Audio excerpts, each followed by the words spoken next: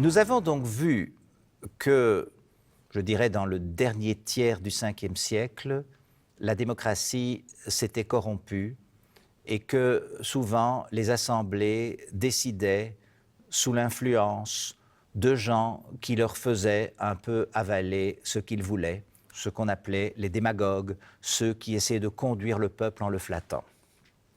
Et bien sûr, si la démocratie fonctionnait comme ça, c'était très grave parce que ça signifiait bien sûr qu'au lieu d'avoir des décisions sages, d'intérêt général, peut-être imparfaites parce qu'on discute en fonction des circonstances, vous aviez des décisions qui étaient prises suivant la volonté de l'orateur et que l'orateur, s'il menait l'Assemblée par le bout du nez, c'est que l'Assemblée croyait raisonner correctement, mais en fait ne raisonnait pas correctement.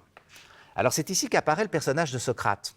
Socrate est actif dans le dernier tiers du Ve siècle, entre 430 et 400, quelque chose comme ça. Donc au moment où la démocratie se corrompt, où c'est beaucoup moins bien.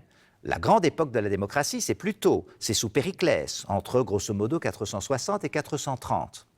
Donc Socrate arrive à un moment où je dirais ce sont les sophistes au mauvais sens du terme qui dominent les assemblées ou qui ont éduqué la jeunesse en lui donnant tous ces trucs de séduction des assemblées qui permettent de les manipuler. Et Socrate ne va pas à l'assemblée politique. Alors, si vous connaissez un peu la géographie d'Athènes, vous verrez qu'il y a en bas l'agora, là se trouve Socrate et tout le monde, parce que l'agora, c'est la place publique, où les gens vont parler, on est dans un pays méditerranéen aussi, tout le monde est en plein air, où on va discuter, c'est le lieu, si vous voulez, de la société civile. Si vous montez, vous arrivez à la colline de l'Apnyx. La colline de l'Apnyx, c'est PNYX, c'est la colline sur laquelle se tenait l'Assemblée politique. Donc quand les gens allaient faire de la politique, le peuple se réunissait. Et puis vous avez plus haut l'Acropole avec le Parthénon et les autres édifices qui sont les édifices religieux. Bon. Alors, Socrate ne montait pas sur la colline de l'Apnyx parce qu'il n'acceptait pas ce qui se passait.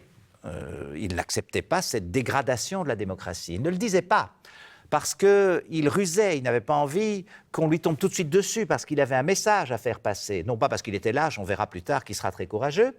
Et donc il avait inventé l'idée qu'il avait une voix intérieure, qu'il appelait son daimon, son démon pas au sens négatif du terme, sa divinité intérieure, qui lui disait « Socrate ne va pas sur la colline de l'Apnyx, parce que si tu y vas, eh bien, tu auras des ennuis ».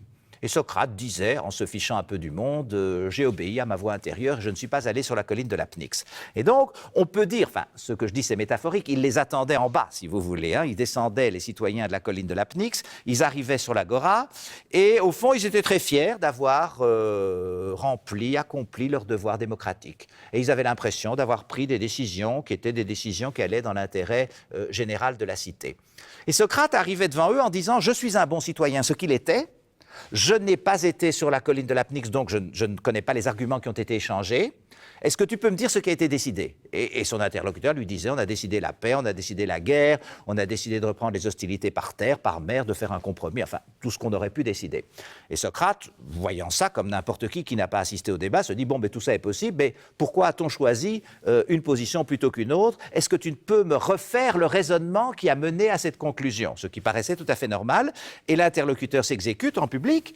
Et évidemment, comme l'interlocuteur a été mené par le bout du nez par les sophistes et que Socrate pose des questions et réponses très courtes, ce qu'on appelle la dialectique, et que chaque fois il demande « tu veux bien me définir ce terme ? Tu veux bien me dire comment on passe de ça à ça ? Tu veux bien me dire comment on a établi ce fait-là ?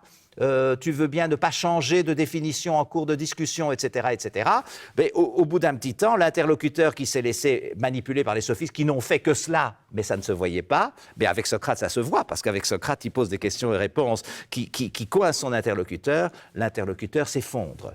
Il appelle ça aussi, sa théorie, la maïeutique. La maïeutique, c'est l'accouchement. Il n'accouche pas, évidemment, au sens réel du terme, mais il accouche les esprits. Il dit, qu'est-ce que tu as dans la tête puisque tu as pris cette décision ? Et on s'aperçoit qu'il n'y avait rien du tout, ou que tout ça était évidemment beaucoup trop faible et beaucoup trop imparfait pour mener à la décision. À ce moment-là, Socrate fait effectivement un travail qui est un travail d'intérêt public, puisqu'au fond, il dénonce une mauvaise manière de raisonner dans une assemblée dans laquelle le raisonnement est central, puisque c'est la démocratie, le peuple échange des arguments et puis c'est la majorité qui décide. Alors il se fait beaucoup d'ennemis parce que d'abord, il tourne en ridicule ses interlocuteurs qui étaient des citoyens qui croyaient avoir accompli leur devoir. En plus, il met en cause des des intérêts, parce qu'on peut imaginer que si les sophistes voulaient arriver à une décision particulière en trichant sur le processus argumentatif, c'est qu'ils avaient de bonnes raisons pour ça et des intérêts qu'ils n'avouaient pas. Et dans cette mesure-là, Socrate se fait beaucoup d'ennemis et on lui fait un procès en 399, au tout début du IVe siècle. Et dans ce procès, il continue. Il aurait pu dire au jury, écoutez, bon, mais je n'ai attaqué la démocratie que pour son bien. Il aurait pu évoquer ses enfants, faire de la rhétorique, faire des effets de manche, comme on dit aujourd'hui. Et il ne le fait pas, bien entendu, parce que ce serait contradictoire avec ses thèses. Et il dit la vérité. Il dit, ce que je fais est d'intérêt public, parce que je défends une bonne discussion sans laquelle il n'y a pas de démocratie valide. Et donc, comme l'accusé à l'époque devait lui-même définir sa sanction, il essaie de proposer une sanction minime, lui, il dit carrément, vous devez me nourrir jusqu'à la fin de mes jours au Prytanée, qui était l'édifice réservé aux bienfaiteurs de la démocratie athénienne. Donc, il provoque, pour nous, il a raison d'une certaine façon, mais enfin, il provoque véritablement, et il se fait condamner, il doit boire la ciguë, le poison, il meurt très dignement, et donc, évidemment, post-mortem, ça lui donne une réputation tout à fait extraordinaire. Alors, celui qui avait assisté au procès de Socrate et qui en avait été fondamentalement indigné, c'est Platon. Il faut savoir que Socrate n'a pas écrit. C'est Platon qui l'a mis en scène. Platon n'a pas écrit des traités, il a écrit des dialogues dans lesquels, dans la toute grande majorité des dialogues, Socrate a le premier rôle. Alors après, évidemment, on peut dire que dans la pensée de maturité de Platon, c'est Platon qui développe ses idées à travers Socrate, mais dans les dialogues de jeunesse, on peut imaginer qu'il a simplement repris les propos de Socrate parce qu'il avait été tellement horrifié par sa mort. Bon, alors à un moment, Platon acquiert sa propre pensée. Et au fond, il tire les conséquences, peut-être plus loin que Socrate n'aurait été, on n'en sait rien, parce qu'il dit, après tout, ce qui se passe à l'Assemblée, bon, il n'y a pas moyen de réparer ça, il n'y a pas moyen de corriger ça, ces gens sont ignorants, on ne peut pas demander au peuple ignorant et manipulable de décider des questions tellement importantes que la guerre et la paix pour la cité. Si vous êtes malade, vous allez chez un médecin, c'est-à-dire un homme compétent qui connaît le corps, qui est capable de vous administrer le bon traitement. Vous n'allez pas demander à une assemblée d'ignorants qui ne connaissent rien en médecine et qui aiment bien écouter des beaux discours de prendre une décision à la majorité sur le traitement qui doit vous être infligé. Il dit la cité, c'est encore plus grave, il faut des gens qui soient compétents. Et les seuls qui soient compétents, ce sont les philosophes. Parce que les philosophes sont capables, dit Platon, de bien définir les notions, de bien définir les liens entre les différentes notions, d'établir correctement les faits, d'être cohérents dans leur définition des termes, etc., etc.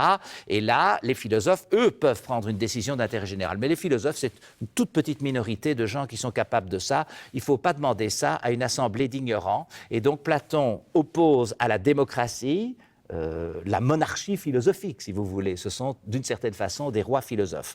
Et ça posera de problèmes redoutables. D'abord, la question de savoir comment on va contrôler ce pouvoir des philosophes, puisque ces philosophes sont seuls capables de raisonner et que ceux qui sont restés dans l'Assemblée sont ignorants et incapables de prendre de bonnes décisions politiques.